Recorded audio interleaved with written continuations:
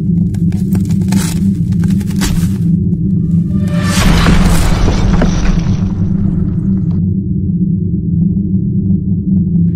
ne fais pas de la publicité pour le grand Robert. Hein. Oui, bien sûr. Bon, une première question. Qu'est-ce qu'un syllabus de cours? Vous voyez, c'est une question qui apparaît évidente, mais il ne faut jamais se fier justement aux évidences. Eh bien, un syllabus de cours, en fait, c'est une présentation générale de votre cours qui reprend toutes les informations à connaître par les étudiants au sujet de votre cours. Et là, s'il vous plaît, si je devais présenter, par exemple, ce diaporama ou ces diapositives à mes étudiants, qu'est-ce que je fais? Je leur facilite la tâche en termes à la fois de visibilité et de lisibilité. Les points sur lesquels j'attire leur attention sont les suivants. L'expression présentation générale, toutes les informations à connaître, et finalement qui? Les étudiants. Vous voyez? C'est-à-dire que dans un premier temps, nous allons constater que le syllabus est à destination des étudiants qui en sont véritablement les destinataires. Donc un syllabus de cours, c'est quoi? C'est une présentation générale. Je dis très souvent aux étudiants qu'il faut faire la différence entre le singulier et le pluriel, entre l'article défini et l'article indéfini. Ici, nous n'avons pas la prétention de dire le syllabus, ce n'est pas dans l'absolu, c'est un syllabus parmi tous ceux qui existent. Nous ensuite, nous n'avons jamais dit que c'était la présentation générale. Là aussi, ce serait une prétention. Même si, dans une situation de classe, nous avons tendance à idéaliser les cours. C'est-à-dire que nous le présentons de manière tout à fait absolue, comme s'il n'y avait pas de contexte spatio-temporel. Donc, c'est une présentation générale parmi tant d'autres. Et là, qui reprend quoi? Toutes les informations. Elle les reprend, c'est-à-dire l'essentiel de chacune. C'est bon? Oui. Bien. Lorsque je parle des informations, ce sont les informations qui vont concerner le contenu. Je n'ai pas dit des contenus. Je parle du contenu. Le contenu de manière absolue, quel qu'il soit. Ensuite, ce sont les objectifs. Et généralement, ici, nous avons plusieurs objectifs. C'est pour cela que le terme est mis tout simplement au pluriel. Ensuite, il s'agit de la planification, parce que je dois planifier mon action. Que veut dire planifier son action? C'est tout simplement considérer la chose dans la dimension temps. Le temps est fondamental. Le temps, c'est de l'argent, n'est-ce pas? C'est une affaire d'organisation. Ensuite, l'évaluation. S'il n'y a pas d'évaluation, en fait, ça ne rime à rien. Notre action ne rime à rien. Sauf que, s'il vous plaît, qu'on se mette d'accord sur une chose. L'évaluation n'est pas une finalité en soi.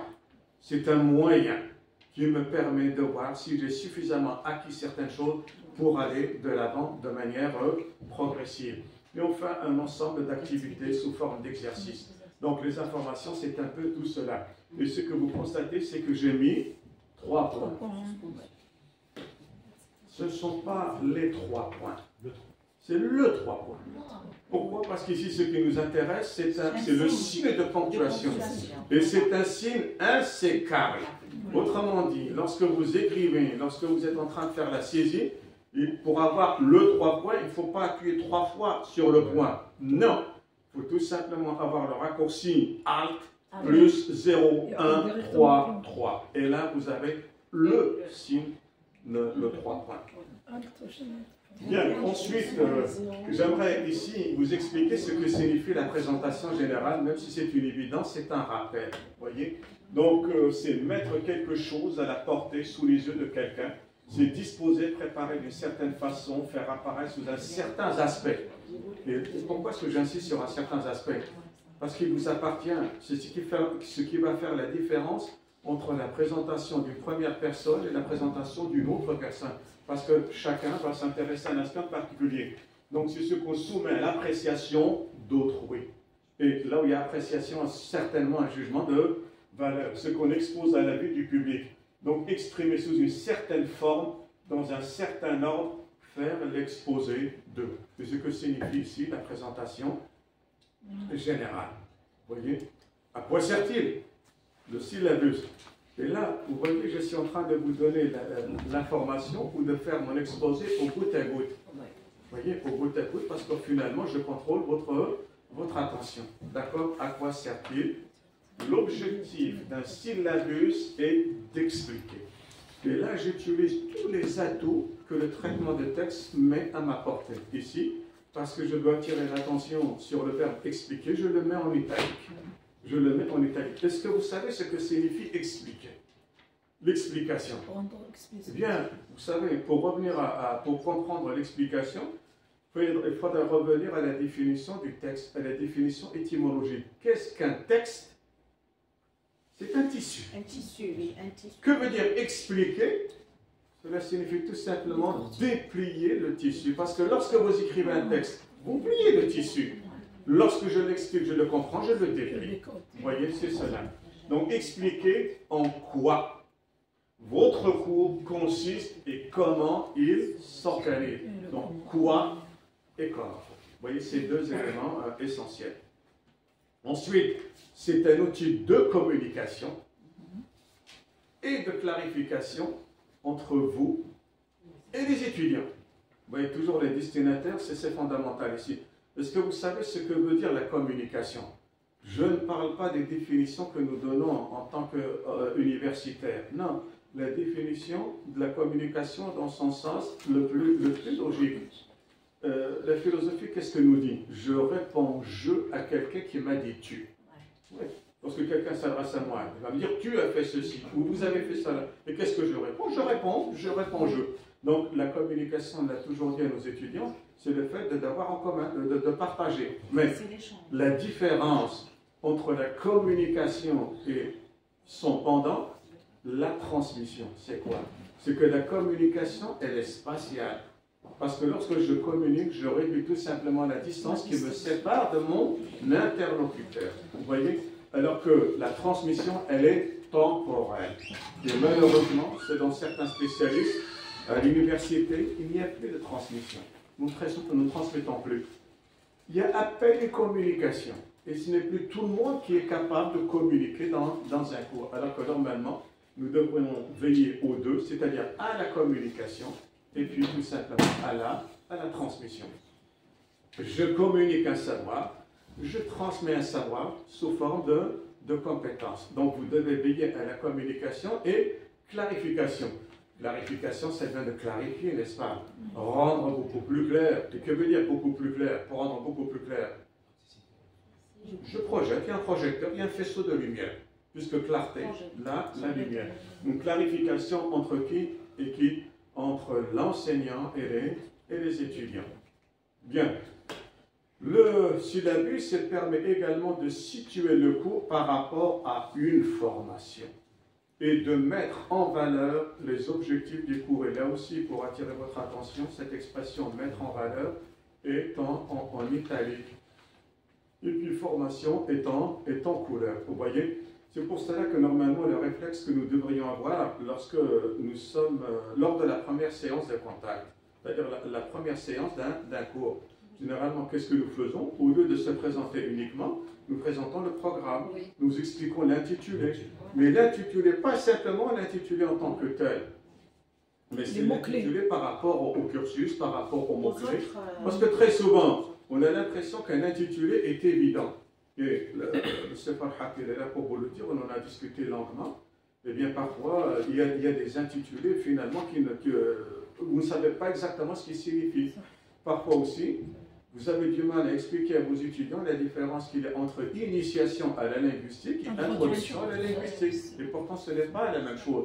La différence, c'est quoi? C'est une différence de profondeur. Lorsque j'introduis, je suis toujours à la surface, mais lorsque j'initie, c'est-à-dire en fait, je vous mets au secret.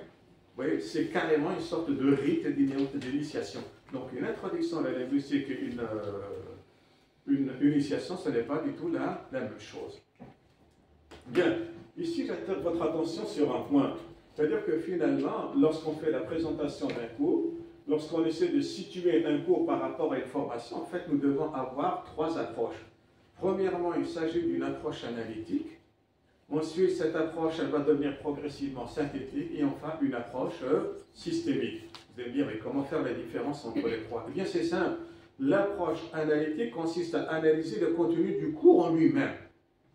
L'approche synthétique, vous replacez cet intitulé dans le cursus. Par exemple, première année licence, deuxième année licence, troisième année, première année master, deuxième année master. Alors que l'approche systémique, elle est encore beaucoup plus large parce que c'est tout simplement la formation dans les départements de lettres et langues françaises. Donc, l'approche analytique, elle est très juste, mais en fait, elle est insuffisante pour avoir une vision globale, une vision claire des choses. C'est pour cela qu'il faut toujours aller progressivement vers une approche synthétique.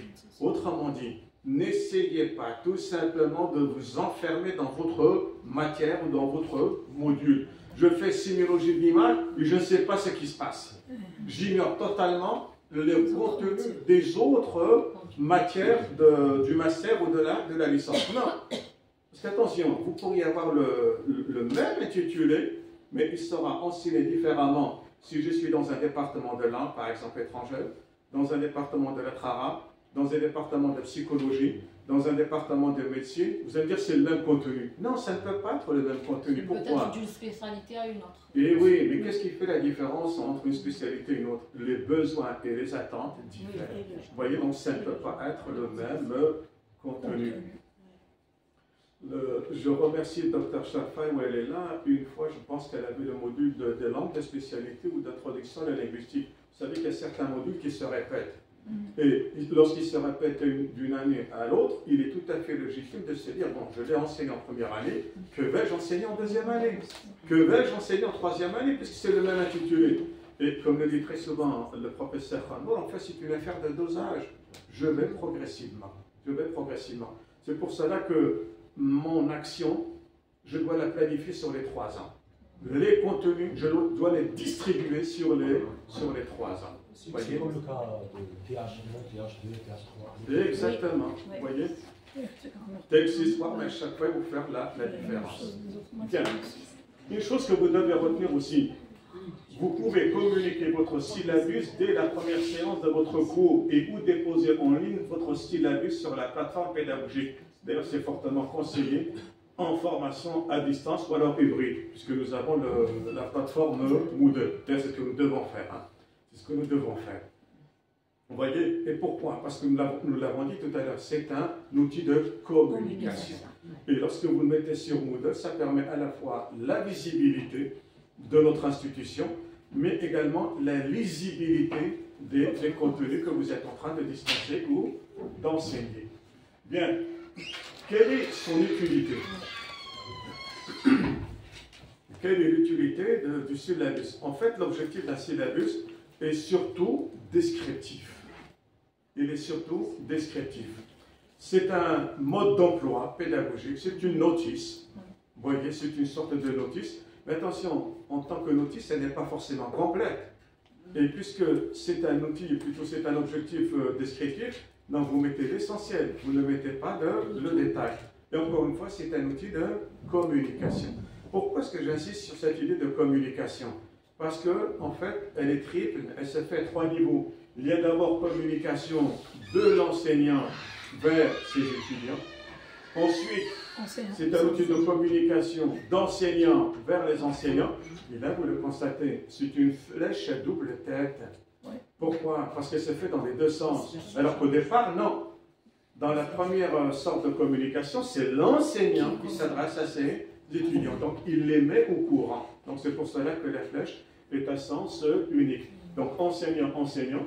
Et puis, un autre aspect qu'il ne faut pas oublier, lorsque vous concevez votre syllabus, c'est une communication d'université à université. Nous l'avons dit, lorsque vous le mettez sur Moodle, non seulement vous le mettez à la disposition des étudiants, non seulement vous le mettez à la disposition des autres collègues enseignants qui peuvent s'en inspirer, mais c'est aussi un atout de visibilité et de lisibilité de votre université. Donc, ça peut tout simplement se faire, d'accord, entre universités. Bien, entre enseignants et étudiants, ce qui nous intéresse, c'est quoi?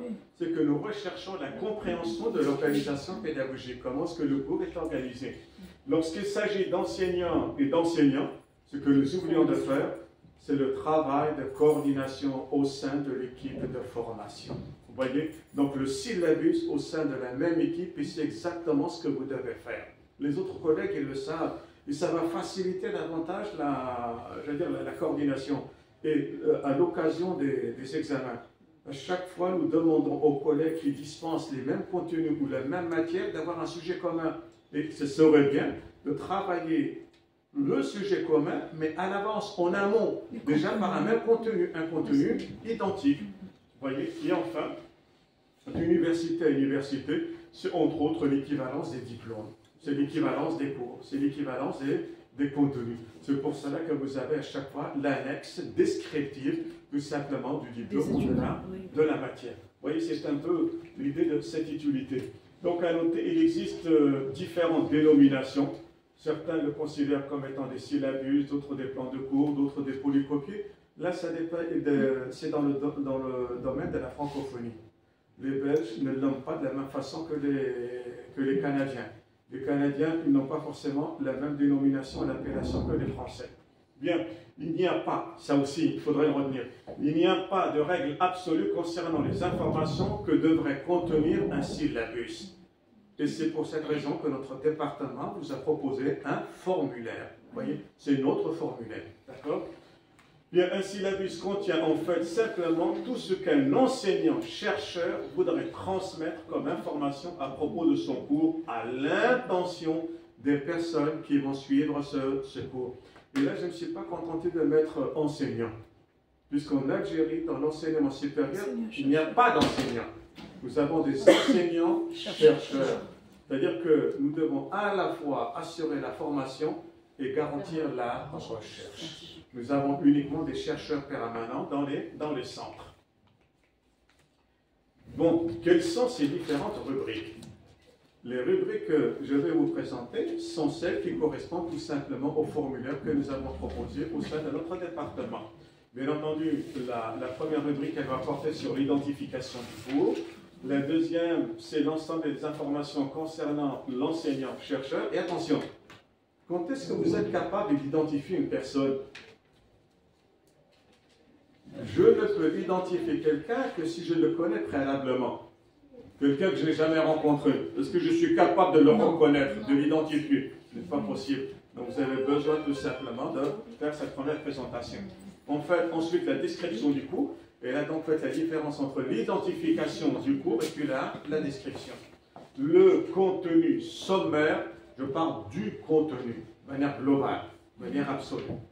Ensuite, le calendrier du cours. Il faudrait un calendrier, puisqu'attention, nous avons des matières qui s'étendent sur le semestre et d'autres qui sont tout à fait annuelles. Et enfin, la démarche pédagogique. Vous devez savoir être capable en tant qu'enseignant de nommer, d'expliciter la démarche que vous êtes en train de suivre. Parce que parfois, vous procédez de manière intuitive. Et lorsqu'on vous demande comment est-ce que vous vous y prenez, comment est-ce qu'on peut nommer votre façon de faire, parfois nous sommes incapables de le dire. Et puis surtout les modalités d'évaluation. Encore une fois, s'il n'y a pas d'évaluation, en fait, notre action elle ne rime à rien. Et enfin, la médiagraphie, une médiagraphie indicative. Je préfère utiliser le terme médiagraphie, puisqu'à une certaine époque, on parlait uniquement des références bibliographiques ou de la bibliographie, alors qu'à l'heure actuelle, nous avons aussi Internet qui est mis à notre disposition. Et lorsque vous avez la webographie, la cytographie, etc., plus la bibliographie, tout cela, c'est la médiagraphie. Pour quelle raison? Parce que finalement, nous avons trois sortes de supports. Nous avons le support traditionnel qui correspond à la version papier. Nous avons le support électronique qui correspond à la version numérique. Et nous avons le support audiovisuel qui correspond tout simplement à la version à la fois graphique et sonore de votre cours. Vous voyez? C'est-à-dire que pour la présentation du cours, d'ailleurs c'est ce que nous recommande de faire à l'heure actuelle, ce n'est pas simplement la version papier. Alors, sur Moodle, on s'attend à ce que ce soit interactif. Donc il ne faudrait pas que ce soit limité uniquement à la version PDF ou alors à la version PowerPoint. Il faudrait qu'il y ait justement cette interaction. Et pour qu'il y ait interaction, eh bien, je dois être capable de maîtriser les trois versions. Version papier, version numérique, version graphique et sonore. Vous voyez? Donc, autrement dit, support traditionnel, support électronique et support audiovisuel. Un syllabus est une sorte de contrat. Voilà, c'est un contrat, mais attention, formatif. Formatif parce que c'est en vue de la formation entre l'enseignant et ses étudiants donc qui permet la répartition des rôles et des responsabilités. Vous savez ce que veut dire le mot responsable, n'est-ce pas? Dans le mot responsable, vous avez le préfixe res. Res qui a donné rien. Et ce qui est bizarre, c'est que res, rien signifie la chose. Lorsque vous dites à quelqu'un, il vous répond je ne fais rien, proprement ça signifie je ne fais pas grand-chose. Mais responsabilité, quelqu'un qui est responsable, c'est quelqu'un qui répond de. Cela signifie que nous sommes dans un cadre juridique, dans un cadre de loi. Je vous garantis la chose. Donc, autant d'éléments qui contribuent à l'autonomie des étudiants. Et là, on pourrait se poser la question, personnellement, à quel point est-ce que je suis autonome? Et à l'heure actuelle, pourquoi est-ce que nos étudiants ils éprouvent beaucoup de difficultés? Parce qu'ils ne sont pas encore autonomes. Ils sont hétéronomes. Pourquoi? Autonome, c'est notre propre pensée. Et hétéronome parce que je suis obligé tout simplement d'accepter la pensée des autres, leur manière de faire. Ensuite, pour compléter les informations présentées dans le syllabus, l'enseignant peut également fournir des supports de cours qu'on vient de citer. Donc, pouvons inclure le contenu du cours rédigé, hein. Pas simplement, non, c'est la rédaction, ce qui correspond grosso modo à notre polycopier. Les diapositives ou transparents du cours, bon, les transparents, ils n'ont plus, on les utilise plus, c'était à l'époque des rétroprojecteurs. Donc, les illustrations, les exemples et les exercices, vous voyez.